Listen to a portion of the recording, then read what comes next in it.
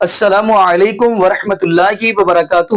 اعوذ باللہ من الشیطان الرجیم، بسم اللہ الرحمن الرحیم۔ وَقُلْ جَاءَ الْحَقُّ وَزَهَقَ الْبَاطِلُ إِنَّ الْبَاطِلَ كَانَ زَهُوقًا۔ جی ناظرین، آج ہم جس حوالے سے گفتگو کرنے جا رہے ہیں، ناظرین یعنی بریلوی مفتی ہے، نام تو خیر مجھے نہیں آتا، لیکن اس بندے نے یہ بات کہہ دی، اگر اہل حدیث مولانا نہ ہوتے، اہل حدیث مولوی نہ ہوتے تو آج بریلوی مکتب فکر جو ہے نا وہ جگہ جگہ شرک کے اڈے کھول دیتا۔ یعنی اس کی زبانی گفتگو سن کے بندہ حیران ہوتا ہے کہ بریلوی مفتی یہ باتیں کر رہے ہیں۔ تو ناظرین اس سے قبل ہم آپ کو ایک بریلوی مولوی بھی سنوائیں گے، اور وہ کہانی سنا رہا ہے جی شیخ عبدالقادر جیلانی رحمۃ اللہ علیہ کے حوالہ سے۔ ناظرین اس کے بارے میں آپ کی کیا رائے ہے وہ اپنے کمنٹس کے اندر ضرور بتانا ہے۔ تو آئیے ناظرین ہم ویڈیو کی طرف بڑھتے ہیں، پھر انشاءاللہ ناظرین آگے ہم بھی گفتگو کریں گے۔ آئیے ناظرین مل کے ویڈیو دیکھتے ہیں۔ حضور غوث پاک سنتے کتنا ہے تاکہ جو لوگ باہر ٹہل رہے ہیں وہ اندر بیٹھ جائیں۔ لاہور میں ایک بزرگ ہیں شیخ ابو المعالی قادری رحمۃ اللہ تعالی علیہ، انہوں نے ایک شخص کو مرید کیا، اس کا نام تھا لال محمد بدخشانی رحمۃ اللہ تعالی علیہ۔ بدخشانی نے فرمایا میرے شیخ میرے لیے کوئی وظیفہ ہے؟ تو شیخ ابو المعالی قادری نے فرمایا تیرے لیے ایک وظیفہ ہے کہ ہر وقت پڑھا کرو یا شیخ عبدالقادر جیلانی شیخ اللہ، ہر وقت پڑھا کرو یا شیخ عبدالقادر جیلانی شیخ اللہ۔ اور پڑھتے رہے، شیخ بدخشانی پڑھتے رہے، کئی سال گزر گئے تو ایک دن دل میں خیال پیدا ہوا، اتنے سالوں سے غوث پاک کو یاد کرتا ہوں، پتہ نہیں غوث پاک کو میرے یاد کرنے کی خبر ہوتی ہے کہ نہیں ہوتی۔ دیکھیں باپو، اتنے سالوں سے سیدنا شیخ عبدالقادر جیلانی کو یاد کرتا ہوں، پتہ نہیں غوث پاک کو میرے یاد کرنے کی خبر ہوتی ہے کہ نہیں ہوتی ہے۔ کہتے ہیں یہی سوچ کے میں رات میں سویا تو میں نے خواب میں اپنے آپ کو ایک ریگستان میں پایا۔ ریگستان سمجھتے ہیں؟ جی جی، ایک ریگستان میں پایا، میرے سر پر ٹوپی نہیں تھی۔ علامہ بدخشانی فرماتے ہیں میں یہی سوچ کے سویا تھا، اتنا غوث پاک کو یاد کرتا ہوں، پتہ نہیں غوث پاک کو میرے یاد کرنے کی خبر ہوتی ہے کہ نہیں ہوتی ہے۔ کہتے ہیں جیسے میں نے خواب میں ریگستان میں خود کو رکھا، اچانک میرے سامنے سیدنا شیخ عبدالقادر جیلانی مسکرا رہے۔ سبحان اللہ۔ میں نے غوث پاک کو دیکھا تو سلام کیا، دستبوسی کی، میں نے کہا حضور معذرت چاہتا ہوں، میں آپ کو کئی سالوں سے یاد کرتا ہوں، آج میرے دل میں خیال پیدا ہوا کہ پتہ نہیں آپ کو میری یاد کرنے کی خبر ہوتی ہے کہ نہیں ہوتی ہے۔ سیدنا شیخ عبدالقادر جیلانی نے فرمایا سن بدخشانی سن، جب تک میں کسی کو یاد نہیں کرتا کوئی مجھے یاد کر ہی نہیں سکتا ہے۔ واہ سبحان اللہ، جب تو نے مجھے یاد کیا اس سے پہلے میں نے تجھے یاد کیا، سبحان اللہ۔ اور آج جب تو نے یہ سوچا کہ پتہ نہیں شیخ کو خبر ہوتی ہے کہ نہیں ہوتی تو میں تجھ سے ملنے کے لیے آ گیا۔ تیرے سر پہ ٹوپی نہیں ہے، مجھے اس کی بھی خبر ہے، تو ریگستان میں ننگے سر کھڑا ہے بدخشانی، مجھے اس کی بھی خبر ہے۔ یہی وجہ یہ ہے کہ تیرے لیے بغداد شریف سے میں امامہ شریف لایا ہوں۔ واہ واہ سبحان حضور غوث پاک نے فرمایا تیرے لیے بغداد شریف سے میں امامہ شریف لایا ہوں، لے اسے اوڑھ لے۔ اتنا کہا غوث پاک نے اور آنکھ کھل گئی بدخشانی کی۔ کہتے ہیں آنکھ کھلی تو پھر غوث پاک نظر میں نہیں تھے، گھر خوشبودار تھا، امامہ شریف بھی ہاتھوں میں نہیں تھا۔ صبح کو فجر کی نماز پڑھنے کے بعد میں اپنے شیخ کی بارگاہ کی طرف جا رہا تھا تو میرے پیر ابو المعالی قادری نے فرمایا بلا کے لاؤ بدخشانی کو۔ جب میں اپنے پیر کی بارگاہ میں گیا، خواب دیکھا تھا اپنے آپ کو اور شیخ عبدالقادر کو، پیر کو خبر ہو گئی۔ پیر صاحب نے کہا بدخشانی حضور غوث پاک کو تو نے رات میں خواب میں دیکھا ہے، بہت بہت مبارک ہو۔ سبحان اللہ۔ بولے حضور آپ کو بھی خبر ہو گئی؟ فرمایا جب ان کے گدا بھر دیتے ہیں شاہان زمانہ کی جولی۔ بے شک۔ کہا سن یہ بتا تجھے غوث پاک نے کیا دیا ہے؟ بولے حضور غوث پاک نے مجھے امامہ شریف عطا فرمایا تھا، لیکن وہ امامہ شریف یوں لیا اور یوں بڑھایا اور آنکھ کھل گئی، وہ غوث پاک بھی چلے گئے، امامہ شریف بھی نہ رہا۔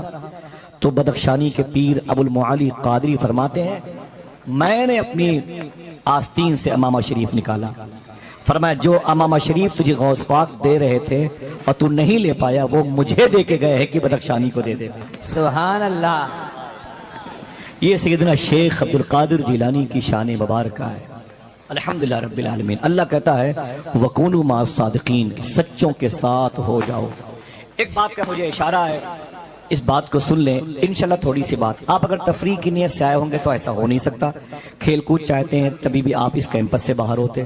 تھوڑی سی سنجیدہ بات اگر سننے کی عادی ہیں تو انشاءاللہ آپ کا دل لگے گا۔ حضور سیدنا شیخ عبدالقادر جیلانی کے حوالے سے تاکہ ایک بیک گراؤنڈ آپ کا جو مجھے بتایا گیا ہے، اشارہ کیا گیا ہے، ان باتوں کو اظہاریہ کہ میز پہ رکھنا تاکہ گلدستہ عشق و محبت سے خوشبوئیں پھول ہیں تو لوگوں کی مشام جاں کو معطر کریں۔ اہل حدیث جو ہیں ان کے کچھ خصوصیات، آپ لاکھ اختلاف کریں، آپ کر سکتے ہیں، کرنے کا حق بھی رکھتے ہیں، لیکن چند چیزیں ایسی ہیں کہ جو علماء اہل حدیث ہیں انہوں نے یہاں پر کی انقلابی صورتحال پیدا کی بر صغیر کے ماحول کے اندر۔ نمبر ایک اس کے اندر یہ ہے کہ ہمارے یہاں عوامی سطح کے اوپر جتنی بدعات کا اور شرک کے حوالے سے جو ایک ماحول تھا، اس کے اوپر بند باندھنے کے لیے جتنی کاوش ان لوگوں نے کی، اللہ تعالیٰ اس کا اجر انہیں عطا فرمائے۔ کوئی شک نہیں کہ اگر علماء اہل حدیث یا ان کی محنتیں، ان کی کاوشیں نہ ہوتیں تو یہ سلسلہ جتنا مزید بگڑ چکا ہوتا، یہ قابو میں نہ ہے۔ تو یہ کریڈٹ دینا چاہیے کہ ان کے ذریعے سے اور ان کی بھرپور محنت کے ذریعے سے یہ بدعتیں ہیں یا شرکی افعال ہیں جو ہمارے یہاں، اس کی روک تھام میں بڑا فائدہ ہوا ہے۔ دوسری چیز علماء اہل حدیث کے حوالے سے میں ذکر کر دوں کہ ایک جسے کہتے ہیں نا تقلیدی ذہن کا خاتمہ، یہ ان کے لیے اللہ تعالیٰ ثواب دے اور مستحق کریں، اس میں کوئی شک نہیں کہ ہمارے یہاں جس انداز کے اندر بر صغیر کے ماحول میں تقلید کا عنصر بیٹھا ہوا تھا اس کو توڑا۔ ہمارے یہاں بدگمانی بھی لوگ اکثر کرتے ہیں نا کہ بھائی وہ یار یہ شاید ابو حنیفہ کو نہیں مانتے، ایسی بات، سب کی عزت اور احترام کرتے ہیں، آپ کبھی بیٹھے بات کریں، ملاقات کریں، کتابیں پڑھیں، ایسا نہیں ہے کہ وہ علماء کی عزت نہیں کرتے یا مجتہدین کرام کی قدر نہیں کرتے۔ ایک پیٹرن ہے وہ جس کو فالو کرتے ہیں کہ اگر کسی کی بات، چاہے وہ مجتہد ہے، چاہے وہ محقق ہے، امام ابو حنیفہ ہے، امام شافعی ہیں، امام مالک حنبل ہیں، رسول اللہ صلی اللہ علیہ وسلم کے بعد کسی کی بھی بات اگر دلیل میں کمزور نظر آتی ہے تو وہ وہاں جائیں گے جہاں انہیں قرآن و سنت لے کر کے جانا ہوتا ہے، وہ اس عالم کی، اس محقق کی دعا کرتے ہیں اللہ ان کو ثواب دے، لیکن اس کو ہم عمل نہیں کر سکتے، یہ ان کا پیٹرن ہے۔ لہٰذا وہ تمام علماء کے اقوال کو پڑھیں گے، اجتہادات کو دیکھیں گے، پھر دیکھیں جو بات دلیل میں زیادہ مضبوط ہے اس پر عمل کرتے ہیں۔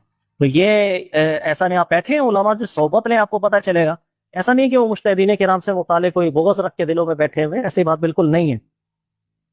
اور تیسری چیز یہ کہ یہ میرا ذاتی تجربہ ہے، ظاہر ہے کہ اہل حدیث مکتب فقہ سے میرا تعلق نہیں ہے، لیکن سلام دعا جتنی دوستی یاری میری رہی ہے، آج بھی ہے، میں جس تجربے پہ پہنچا ہوں، توبہ کرنے کے اندر یا ان کو پتہ چل جائے کہ ان کا موقف غلط ہے یا جی ناظرین، آپ نے یہ ویڈیو ملاحظہ فرمائی۔ ناظرین یہاں پہ میں دو چار ہی باتیں کرتا چلوں۔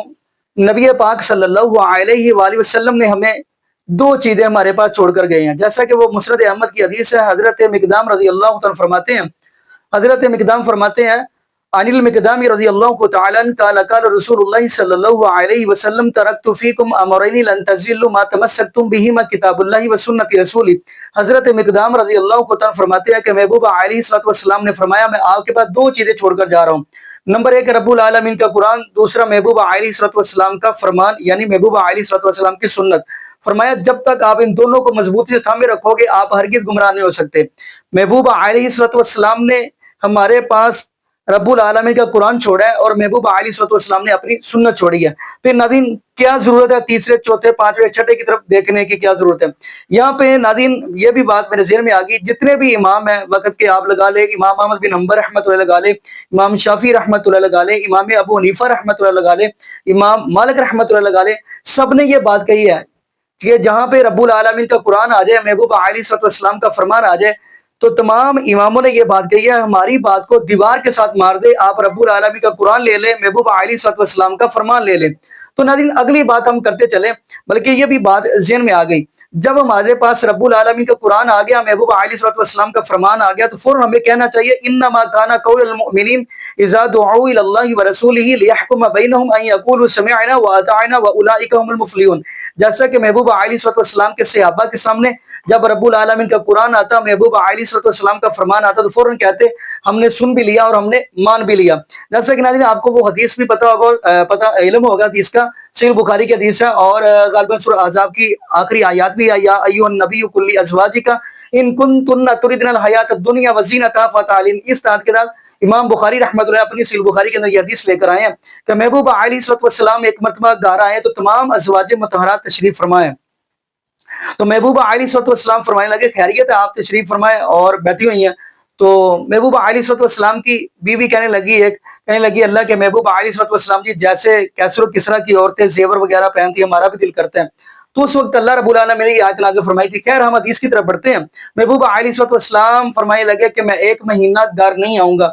29 دن گزرے ہیں، محبوب علیہ السلام گھر آ گئے، تو سب سے پہلے آ کر بات میری اور آپ کی امی جان حضرت عائشہ صدیقہ طاہرہ مطہرہ رضی اللہ تعالی عنہ سے بات کی تو ماں جی حضرت عائشہ صدیقہ فرمانے لگی اللہ کے محبوب علیہ الصلوۃ والسلام جی آپ کے سوال کا جواب تو میں بعد میں دوں گی، پہلے مجھے یہ بتائیں آپ نے کہا تھا کہ میں مہینہ گھر نہیں آؤں گا، آپ تو ابھی 29 دن گزرے ہیں، 29 دن گزرے آپ پہلے ہی آ گئے۔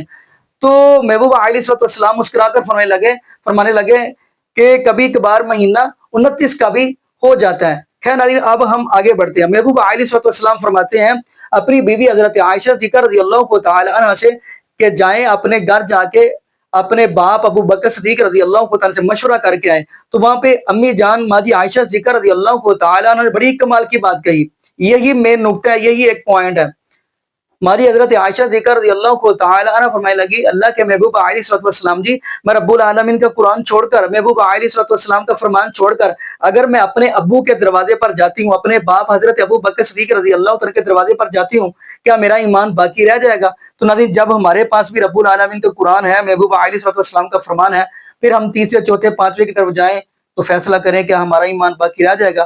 باقی ناظرین یہاں پہ ہم دعا کرتے ہیں اللہ پاک ہمیں عقیدہ توحید نصیب فرمائے اور اللہ پاک ہمیں محبوب علیہ الصلوۃ والسلام کی شریعت کے مطابق زندگی گزارنے کی توفیق دے اور اللہ پاک ہمیں 5 وقت کا پکا سچا نمازی بنائے اور جتنے بھی بے اولاد جوڑے ہیں اللہ پاک سب کو نیک نورینہ صحت تندرستی والی ایمان والی لمبی زندگی والی اولاد عطا فرما دے۔